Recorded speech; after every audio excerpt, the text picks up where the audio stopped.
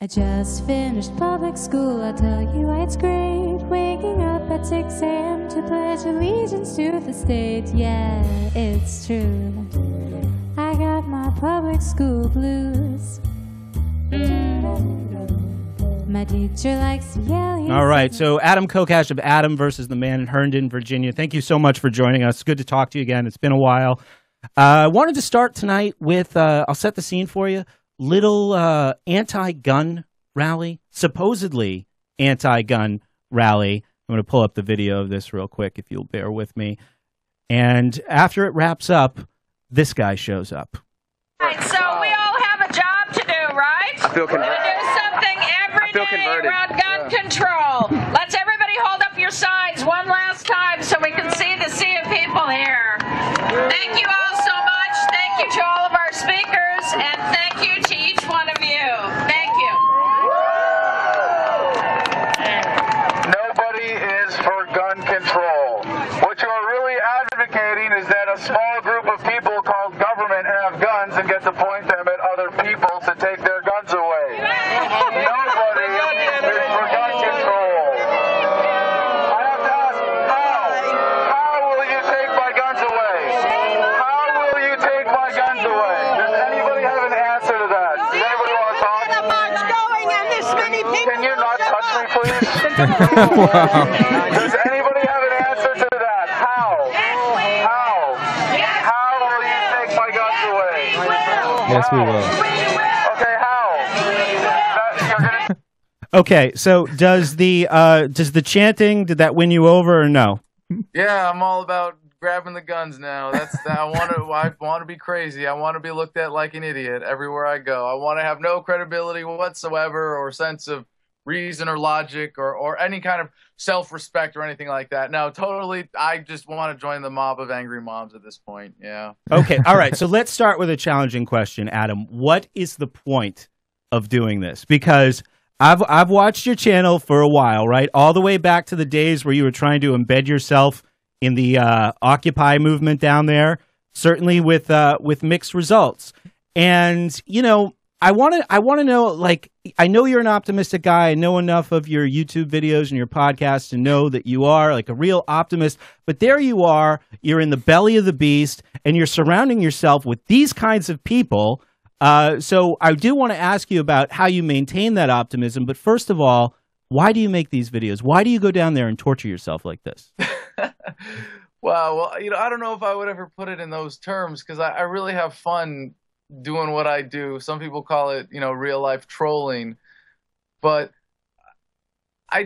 why, you know, at this point, I wish I could, I kind of want to just respond with something abstract and noble and be like, do you ask a fish why it swims? But that would be kind of facetious. I don't know, man. You know, I really enjoy being able to go out and engage, and it's not always about making people look stupid, but maybe it's just that's what I happen to be the best at, you know? And I do serious interviews too. I talk to smart people, you know, I get those out. They don't seem to get as many views usually, but you know, that video only got to 25,000, which is not insignificant, but you know, I really thought that was going to do a lot better, and it's still getting around, which is nice to see. But yeah, that particular event of going to the 1 Million Moms for Gun Control March, and for the title, it was ABTM Punk's 1 million, in quotes, moms for gun control, right? Quote. As you know, and I got that argument from Molyneux, and I think it's really powerful. But the sign I had said, you know, I'm a gun owner, let's talk, and you know, on the other, how will you take my guns? And it was, you know, I think that's the crux of the debate. You know, that's the serious question. And you know, when I see people. It's you know what, I guess it's really like it's the same. I'm just a troll at heart. Maybe that's it. Like, you know, the same thing. I understand that motivates people to like respond to comments when they should be going to bed late at night, and it'd be like reading every single comment on their Facebook page. And I remember reading some comic, or maybe it was from South Park where Stan's his dad is going, but I can't go to bed. Someone on the internet is wrong. Right. You know, like.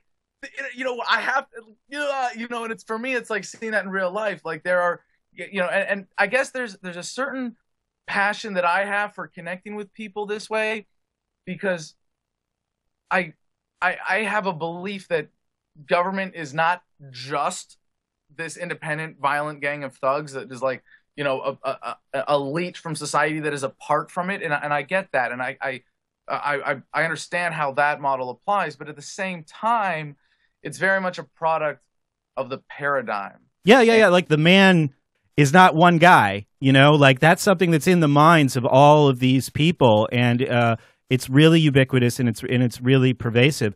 So let me throw a word out there, and you can tell me what you think of it as far as maybe say about it. Okay, it's exactly what I say. I say that there's a little bit of the man in every one of us. But let me throw this word out as far as a motivation behind these videos, and tell me what you think. For a long time, I used the word props in trying to. Now, I'm trying to get away from this kind of thinking and trying to get away from the idea of shaming people. But like in my family, let's say, like there's somebody who would be like a real liberal and somebody who would be like a real conservative. And I've got two brothers, you know, a couple years younger than me, who are kind of on the fence about a lot of this stuff. So I'll gather up the older, you know, uncle who's a liberal and the other guy who's a conservative, and I'll say, brothers, gather around. Here are the two mainstream, you know, viewpoints that are within the safe range of thinking in politics in this country. Let's see how it stands up to questioning. You know, you have to put "safe" in quotes there too. Yeah, absolutely, because it's very, very unsafe. But do you feel like that is part, like the outreach is not for the people that you're directly talking to? Yes, and I've said that before. And maybe it's just because it's a particular technique that I've been able to develop for myself, that this is what I do. But it's like, if I go out and I'm trying to make someone look stupid, and there are times when like that's what I'm doing, and I can do it. The thing is, I can do it to anybody. I can say, "What's your name? Where are you from? Why are you here?" And I can dig in the why, and you know, well, at most events, you know, and find some logical fallacy. Like it's really not hard. But when it's obvious and it's easy, and you go in with that intent specifically, they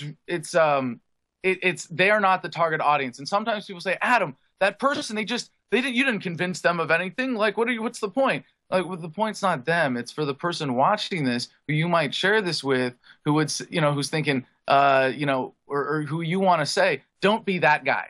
You know, why is everybody putting these ridiculous comments on this? Why is what did you learn? Like, and you're right to use them. Sometimes props, you know, I've never used, it's so funny that you say that, because I never used that term until, or even had it enter my head. And I didn't even use it, but just yesterday, or sorry, day before yesterday, it was the day after the Justice Department white paper was leaked from NBC about U.S. citizens being denied Fourth and Fifth Amendment rights by drone strike. Yep. That we went out to talk to people about that in front of the White House, and we were talking to cops. And I was thinking in my head, like, I'm going to go up to him and I'm going to say, you know, sir, how do you feel about being filmed by independent journalists and citizens who want to hold police accountable?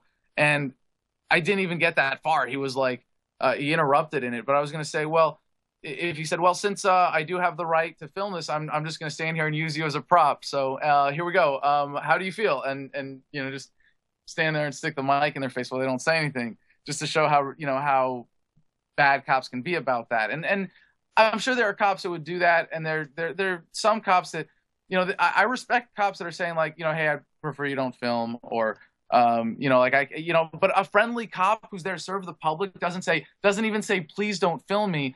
You know, they say, you know, hey, well, you know, I can't really answer questions like that. But they'll be friendly and polite with you and like interact like a normal human being.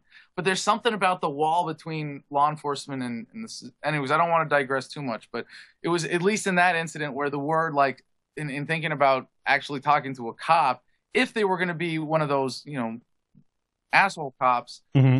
as opposed, because there are good cops, you know, there are well-intentioned cops that welcome accountability at least, but the majority don't. And in that sense, you know, if it was like I was going to call him out for it by using him as a prop and actually use that word.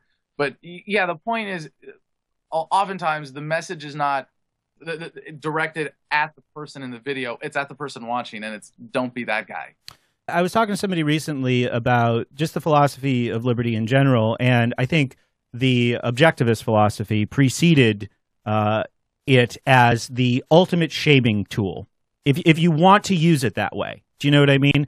Like when you point out the non-aggression principle, the property rights, very clearly a rational person would have a difficult time walking away from that conversation, not feeling ashamed on their own. You know what I mean? Mm-hmm. So go ahead. I think I have to say, I think we need to be in actual individual outreach. I think we really need to be careful about that approach. If you're making someone feel guilty, I really prefer, and maybe this comes through more in my podcast than my man on the street videos, but the attitude of, as libertarians, hey, we figured something out, and if you just stop doing it this way, like, our lives will all be better. Check it out. Isn't that cool? You know, and like be sharing something positive. Yeah, and that's really what I'm looking for too. I mean, I'm not saying like this is the ultimate shaming tool. Let's get out there and shame. You know, like I want to do a better job as a communicator. And look, to be fair to Adam, if you've never seen his show and you've just seen like a couple clips of these videos that go viral where he's mixing it up with people on the street, and I hope if you're unfamiliar with Adam versus the Man, you'll go check it out, because you anchor this show pretty much on a nightly basis in a studio. And the last question I'll ask you is, you know, despite like where we started, despite where you are immersing yourself in these situations, whether it's Occupy or, you know, the TSA or talking to the military being used as police at the inauguration, all this stuff that you're involved in, how do you remain so optimistic, Adam? That's a great question, because I mean, even on top of that, on top of everything else, for those who know like how I work, I've been a stress monster for the last 6 months, you know, moving into this new facility and, you know, having different people come and go from the operation and trying different things. Like, you know, we tried the newscast, tried to do a 20-minute video broadcast on top of all of this, and just recently then took it down to 5 minutes and then killed it entirely, because it wasn't an efficient use of resources compared to doing, you know, putting the energy into the podcast and doing man on the street videos. So, but you know, I stay optimistic because I have the long view of human history, and that's what always gives me hope when I, you know, when I get stressed out too, is being able to tap that optimism. And it's really a rational conclusion. You know, it's irrational. First of all, it's irrational to not be happy. It's simply irrational to not take control of your own state of mind and live in the headspace that you deliberately want to live your life in. And for me, it has to be a rational conclusion as well, by the same standard of you know, observation and analysis, looking forward at the future of human history. And when you step back and see how far we've come, you know, and then you see the tragedies of the modern era, like nuclear war or just war in general, and the police state. I mean, all the greatest, you know, things that libertarians would say are the costs of government. But I still see it as a process of 2 steps forward, 1 step backwards. And if you understand government to be not something that exists, I mean, remember, there is no such thing as government. You can't point to this or that building or this group of people, but you can kind of say like, well, maybe it's this pattern of behavior by this group of people. This is government.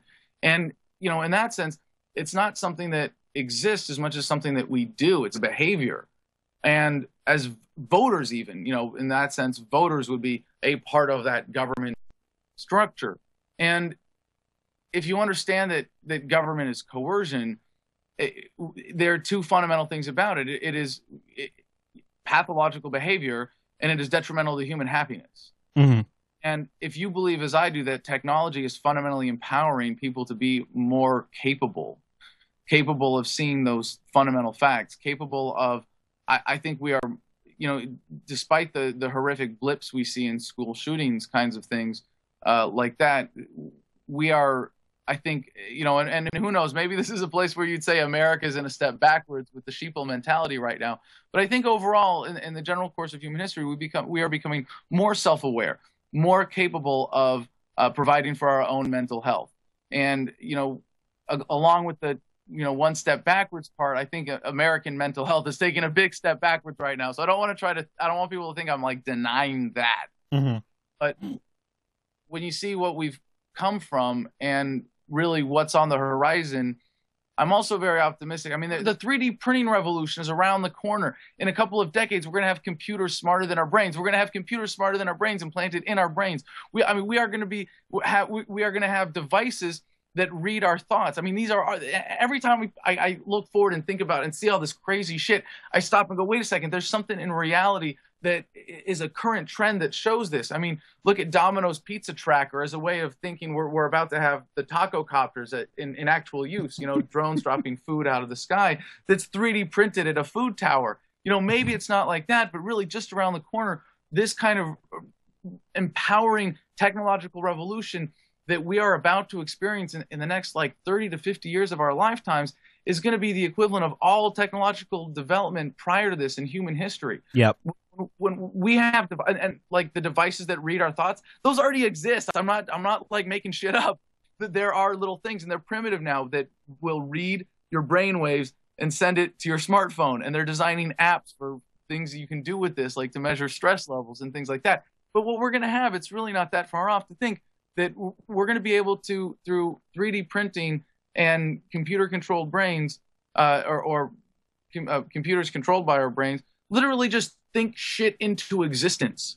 You know, when you have a guy who's got a chip in his head that's smarter than you and a 3D printer in his living room, what do you get that guy for Christmas? And until you can answer that question, you have no idea what the economy is going to look like in just 50 years. That's being conservative for when we're going to get to that point. This is like, and it's crazy. But this is the source of me being a technology enthusiast, is the way that it's fundamentally empowering. But like, if you're a rational libertarian, you can kind of add these factors up and go, well, yeah, it's really hard to deny that we're coming to something. And I call it the asymptote. You know, the curve just keeps the going. J curve. Yeah. And it gets, you might say, yeah, it never gets vertical, Adam. Don't you know what an asymptote is? But it gets to the point where it's accelerating so fast, you can't even tell. Yeah, sure. And it is true that, you know, all technological advancement in human history going back 4,000 years was then like that jump was then replicated from somewhere like 1935 to 1990. And then all of it back to the agricultural revolution has been replicated in the last 20 years. Probably less than that. And yes, that should continue to increase exponentially. Now, first of all, of everything you just said, adding the word taco copter to my vernacular is probably the most exciting for me. But here's the cynical response, okay? Here's the cynical yeah, but to that. Somebody says, yeah, that's great that you're enthusiastic. Oh, go ahead. I got one more for you. Sure. The burrito bomber. Also has already completed the testing phase, and it is only the FAA that is keeping that from landing in your backyard.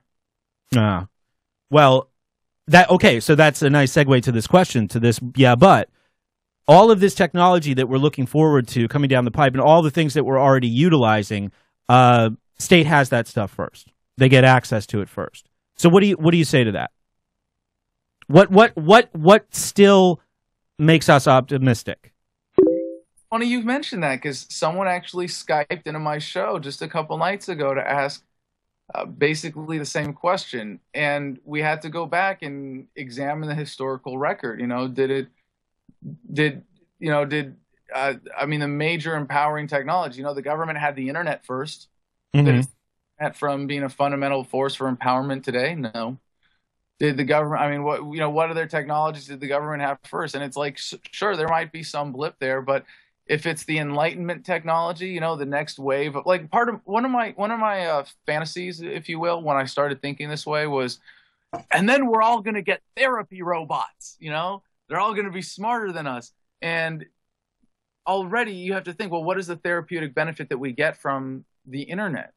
And I have to think, while there is the potential that you know, you see that if the government has these technologies first, the only consequence of that really is a slight delay in the process. That's all it is. And here's in a way it makes me hopeful, because if they get the Enlightenment technology first, if they go, wow, you know, we really are better off if we don't bomb people, if we don't hurt each other, if we work together, everybody's better off. I'm better off. If they really get to that by sheer technological mass and computing power to a way that they can't deny it, then, I think that's a good thing that they get it first. But this goes back to like my favorite argument, and it's in that video that you started this interview with about the gun control debate, where I was being interviewed right after bullhorning from the middle of that crowd. And I said to the reporter, the only reason you're alive right now is because 30 seconds ago, I decided not to kill you because I love you. Mm-hmm. And that idea that we are all alive on this planet because we want each other to be alive is often missed and overlooked. And people really seem to take it for granted just how fragile life is. And or tend to, not give adequate weight to the fact that human life is as fragile as it is, and that it's so very easy to kill another human being, but that we have come to the point already where we have greatly asserted at least the value of human life in a way that, only people like the president get away with killing people for no good reason. Yeah, and back to the whole question of why is it okay that we have these things too, or that, the state gets them first, is I think one of the reasons why we've seen what we've seen with, the internet, let's say, is that one thing that is really on our side is creativity. Despite what happens to most people throughout most of their childhood, where a lot of that stuff is being crushed. The U.S. Department of Defense, even with the help of the best, scientists at MIT, didn't really manage to do anything incredibly creative with that technology in 15 or 20 years. But the next 15 or 20 years were absolutely amazing. And another thing I think that people like us can, if we choose, operate without is fear. And I really don't think that those people in that position have that option. I think most people on the state side of things are absolutely terrified. A tiny little group of people trying to control the world. And, I think fear is something that we can certainly move beyond. And that's one of the things that makes me optimistic about it, for sure. Yeah, absolutely. So I know you've got to go because you've got to get ready to do your show. What time does that start? 9 p.m. Eastern, 5 nights a week, soon to be 7. What are you guys talking about tonight? Well, we've got the LAPD rampage. That I don't even know where to start with that story. It's such a cluster with a rogue police officer who was trying to get some justice through internal affairs and ended up. I don't even want to say. I don't even want to try to characterize it. It's such a crazy story, but now a bunch of people have been shot as a result of this manhunt that they've got for him. Then we've got some awesome guests coming on tonight. We are really excited. We've got Phil Labonte, who is part of a band that our producer Mike is really excited about. And we've had a lot more musical artists on the show lately. And like yesterday, day before, we had Byron Davis from God Forbid, and talking about, like, he writes these great libertarian lyrics and no one ever talks to him about it. So he was really excited about it. I'm debating a liberal blogger, or a liberal, I should say, YouTuber, who's a part of the Young Turks Network, David Pakman, at 10:30. And then 11 o'clock, we got Tom Woods joining us. So it's a pretty exciting show tonight. One of the reasons why I have you on, the last two guests I had, both high school students, Sam and Teen Take, what's his name, Drew, and they both credited you as an influence. So I wanted to check back in with you and see what you were doing, and it looks like some pretty good work. That's the best part of doing this show. We've got most I would say, at least, like, it's because when we were doing voice calls for a while, and I couldn't tell, unless people told me, and like Sam Skalin, you mentioned, she had called into the show a couple times and identified herself as a high school student. And I've had a 12-year-old as a correspondent from Florida, Dylan Hanlon, we got some videos from him up on the YouTube channel. And, but really, I want to say at least half of the people that have called in by Skype are high school and younger. And to me, that's, when I turned 18, I just thought, I'm crossing some bullshit barrier, and I'm not going to forget about the people on the other side. And I didn't know what form that was going to take, but I'm like, and who knows, maybe I forgot about it, but I promised myself I'd never forget about that situation. I would never look at kids the way that adults looked at me as, oh, well, I'm over 18. They're not. Forget about them. Like, they're under the purview of their parents and the government until then. Like, I'm never going to do that. And I guess as a factor of living up to that now with what we're doing with Adam versus the Man, a lot of young people are involved with the show. A lot of military guys also, a lot of veterans. But we had an active duty soldier calling from Hawaii the other night talking about, the subversive outreach that he's doing. It's really great to have. Even with as small of an audience as we have now, to see that already, and this too, how motivating this is. Every piece of fan mail you get, every little encouragement, everybody who leaves a positive comment, it really motivates you. But especially the ones when, and I know for your podcast, you really get out a lot of information. We need to have you on the show soon here. Again, I know we haven't had you on since it was a television show. Right. We really need to, or we really appreciate the kind of feedback where people say, this is something that changed my life. And I know you get a lot of that, and it's cool to see that even at the scale that we're operating at, we see an incredible amount of that too, and it's really motivating. And that's what makes me optimistic. The kids that went to high school and middle school with smartphones in their pockets and were calling bullshit from the beginning. Absolutely. Yeah, it's a new awareness that's coming. Yeah, absolutely. Anytime. I'll touch base with you soon, and we will set that up. I would love to join you guys one night. When are you debating this David Pakman? Because I've been trying to track him down for 3 months. At least tell him I said hi. Wow. All right. We got him coming on at 10:30 tonight. Oh, I'm definitely going to watch. Give us your site and the YouTube channel one more time, Adam. AdamVersusTheMan.com. You can get to everything through there. That's all you got to remember. AdamVersusTheMan.com. All right, excellent. So thank you so much for your time, and we will talk again soon. My pleasure. And I gotta say, I'm really excited to share this interview as well, because not a lot of people have, have pointed out, what I do with the field videos and the approach to that. But I really want people to see how easy it is to get out and talk to people from the libertarian perspective, from using the, even if you're not a libertarian, using the Socratic dialogue, that's a big part of it. And I'm glad that someone has got this out and really showed some desire to understand that. I'd love to, it's not like I have a monopoly on this or anything like that, but for whatever unique techniques that I've developed or that people have seen me deploy, none of them are pioneering by any stretch, but I would love to have more competition. I want to share more of these videos. I want to see this developed into a whole genre, a way of talking to people from the libertarian movement. I think it's a lot of fun, and it's pretty effective. Yeah, absolutely. And I know we were pressed for time tonight. I wanted to get way into this stuff, which we didn't get to do, but maybe we can eventually. So we'll let you go. Thanks again, and keep up the good work. Thanks so much, Brett. All right, take care. All right, guys.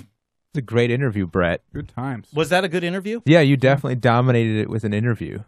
Dominated it? Yeah, the show. The show. Yes, the interview. This is my show. Yeah, you did a great job. Yeah. And I was bummed that you didn't ask him about how we would also be able to acquire a harem of hot young interns like he does. That would have been a good question to ask him. Yeah. Is it called a harem? I don't know. That was just the word that popped in my mind. It just seems like there's always a different one. Sure. So we need interns. We do need interns. Yes. We also need more monitors. Yes. Well, maybe every intern could bring a monitor. Wow. That's great.